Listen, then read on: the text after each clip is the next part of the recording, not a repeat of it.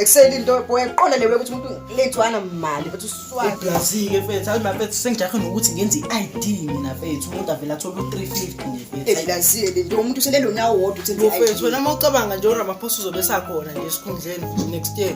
Webona bethu uyiqondi nalewe ukuthi uRamaphosa akafundi uphuma esikhundleni. Sazowathola nje u350 bethu thina boy.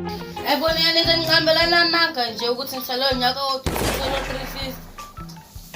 Ukahle wena. Sina kayiqondi nalewe uma sisithi siborekile. Indaba wena lokuthi sayiqonda le wena. Hayi mfethu wena senomngane wami bethu swale matata lokhuluma isiXhosa mina manje. Mawucinga mfethu ngamthola ubroke up. Hampela endlini mfethu. Unesho ngamthola? Ya mfethu. Kunini ndikhangela mfundini kanti ulapha? Hayi kubanele Joe mina ngiqonde kanjani leyo kube ngiyapha mina. Ndikhangela mfundini beniqonda ukuthi ulapha. Weniphi imali yami? Hambe ngiyakubhatala mfundini utheni?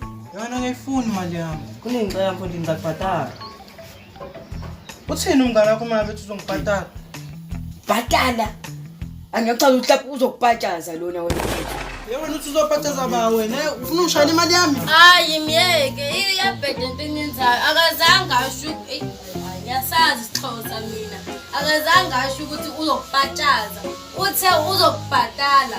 Chaza ukuthini uzokunika imali le yakukoletayo yona wena.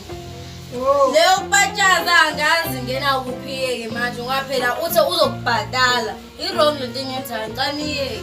Wena pho uthathela phi ukuthi uzongibhatala? Ah sorry bafethu uthi mina bethu angiqondi.